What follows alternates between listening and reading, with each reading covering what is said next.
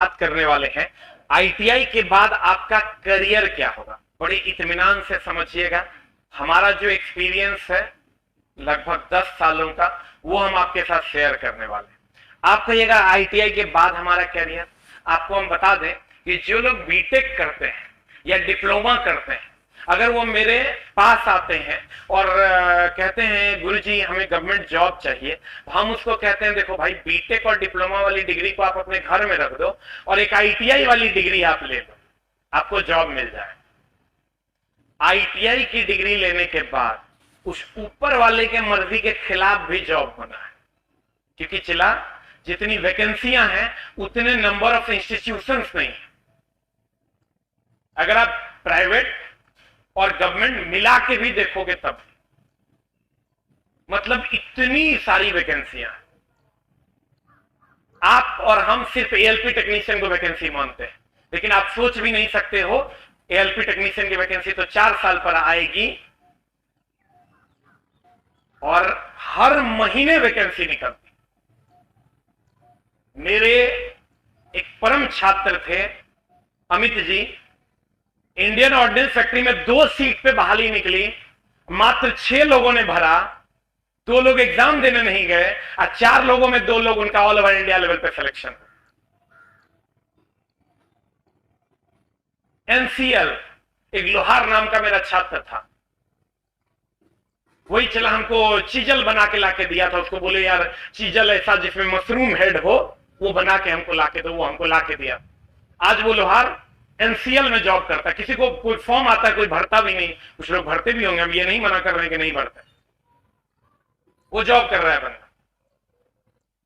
बहुत सारे एनसीएल में जो सीनियर कर्मी हैं वो अपने अपने बेटों को आईटीआई करवा के 3-4 बच्चों को उन्होंने हमारे पास भेजा है कि जाइए आप पढ़ लीजिए।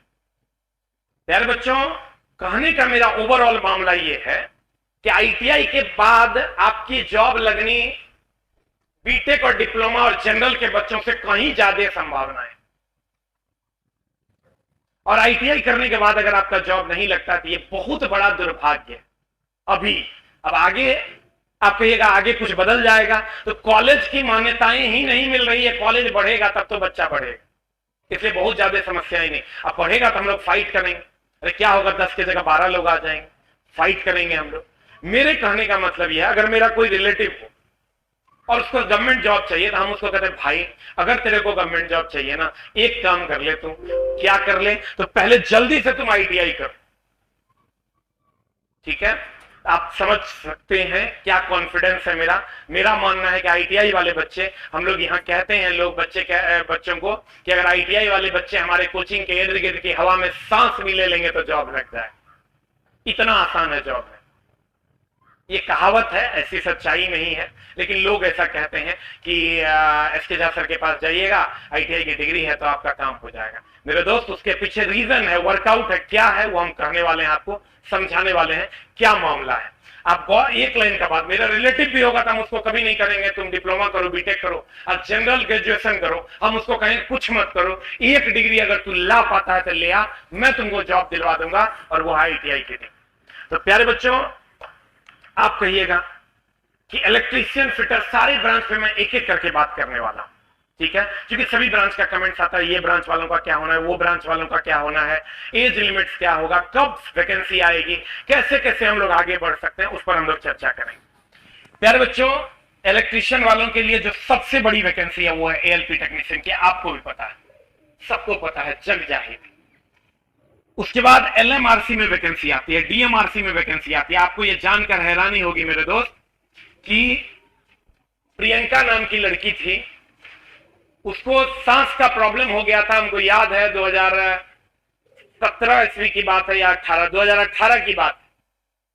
उसको हमेशा बाहर खड़े रह के वो क्लास करती थी गेट के पास, क्योंकि रूम में बैठने के बाद इतने बच्चे होते थे लगभग कि वो सांस ही नहीं ले पाती थी, उसको सांस का प्रॉब्लम। अगर वो ये वीडियो देख रही होगी तो उसको याद। और बच्ची को कितना बार सांस का प्रॉब्लम हुआ, हम हॉस्पिटल भी ले गए, हमने अपने खर्चे पर उनका इलाज भी करवाया। और 6 लोग थे उन्हीं के गांव के, उनके भाई, मोसेरा भाई, फुफेरा भाई, सबने इलेक्ट्रॉनिक से आईटीआई कर रखा था। कुछ ने इलेक्ट्रिकल से भी आईटीआई कर रखा था। और आपको ये जानकर हैरानी होगी, 6 के 6 आज दिल्ली मेट्रो रेल कॉर्पोरेशन में। और जब कोविड का टाइम आया था तो उस बच्ची ने मेरे अकाउंट में 50,000 रुपया भेज दिया। बाद में उनकी शादी के टाइम में, शादी भी डीएमआरसी का ही एगो चलवा से की हूं, और फिर उसको हम पूरा का पूरा पेमेंट उनका भेज दिया। तो मेरे दोस्त 6 लोग एक रूम में, अब सबको जॉब।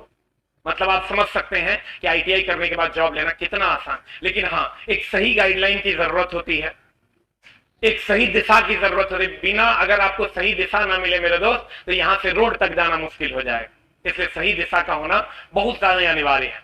उसके बाद आप आ जाइए डीआरडीओ में। डीआरडीओ में हमको याद है चला, एक लड़की थी, उसका 98% मार्क्स था और उसका सिलेक्शन फाइनली हो गया।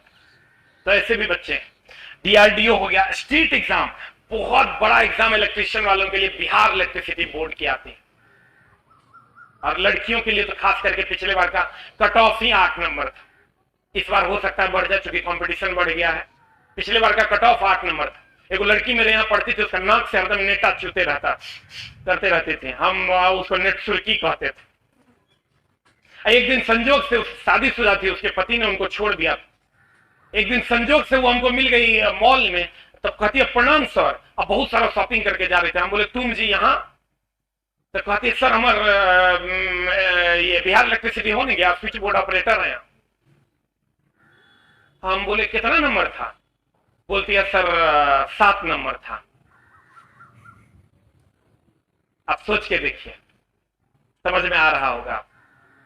बॉयज के लिए भी बहुत आसान है, बहुत ज्यादा टफ नहीं, थोड़ी सी मेहनत करने की जरूरत मेरे दोस्त। इसके बाद आप भेल, इसरो, गेल, आईओसीएल, एनसीएल, इस सब सेल, सब में वैकेंसियों की बाहर वैकेंसी आती है, आपको पता नहीं चलता क्योंकि आप उस तरीके से प्रिपेयर्ड ही नहीं है। अब शादी में जाने के लिए अगर आप प्रिपेयर्ड नहीं है, इसका मतलब शादी का पता नहीं है आप। मेरे दोस्त, इस सब वैकेंसियां आपके लिए होती है। एएलपी टेक्निक, कैसे इस वैकेंसी में आप जा सकते हैं? बहुत आसान है जाना, थोड़ा सा सही गाइडलाइन की जरूरत है। अगर पटना जाना है तो दिशा पता होना चाहिए। पटना चले जाएंगे, चाहे वो मार्ग पैदल क्यों ना हो, चाहे वो साइकिल का क्यों ना हो, चाहे वो रिक्शे का क्यों ना हो, चाहे वो मोटरसाइकिल का क्यों ना हो, चाहे वो हवाई जहाज का क्यों ना हो, लेकिन हमको पता होना चाहिए कि पटना कहां है, दिशा क्या होगी उस मंजिल की। मेरे दोस्त, ALP technician, LMRC, DMRC, DRDO, state exam, भेल, गेल, सेल, इसरो, आईओसीएल, एनसीएल, इस सब, और ऑर्डिनेंस फैक्ट्री की भी वैकेंसी अभी आने वाली है, बहुत दिनों से ये पेंडिंग में। क्योंकि भारत सरकार ने ये प्रॉमिस किया है कि हम 10 लाख रोजगार देंगे, तो जितना भी सेंट्रल गवर्नमेंट का ऑर्गेनाइजेशन है, सब जगह से आपको वैकेंसियां देखने को मिलेगी, टेक्निकल वाली भी। अब मेरे दोस्त, फिटर वालों के लिए एक फायरमैन की भी वैकेंसी आती है बिहार सरकार और अन्य स्टेट गवर्नमेंट पे। नलकूप डिपार्टमेंट का भी वैकेंसी आपको मिलेगा वहां पर, यूपी में।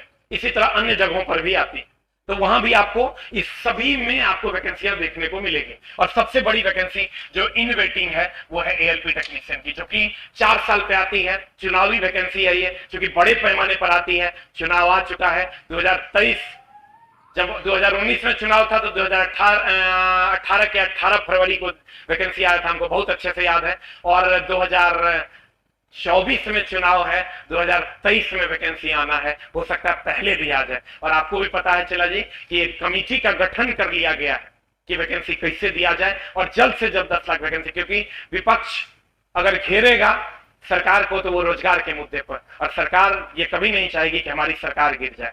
उसके बाद आप आ जाइए इलेक्ट्रॉनिक्स मैकेनिक वालों के लिए। एएलपी टेक्नीशियन में वो अलाउड है, एलएमआरसी में भी अलाउड है, डीएमआरसी में भी अलाउड है, सेल, गेल, भेल, डीआरडीओ, ये सब जगह वो अलाउड है। और एएलपी टेक्नीशियन में भी वो अलाउड है, हम आपको पहले बता दें, लेकिन सिलेबस बड़ा उल्टा है। इस चीज पर भी हम चर्चा करेंगे चला कि मामला क्या है। डीजल मैकेनिक वाले एएलपी टेक्नीशियन में अलाउड है, डीजल मैकेनिक वाले एएलपी टेक्नीशियन में अलाउड है, यहाँ आप अलाउड है। और इधर अगर आप आइएगा, डीजल मैकेनिक वाले एएलपी टेक्नीशियन में अलाउड है, इसको आप यहां ले लीजिए।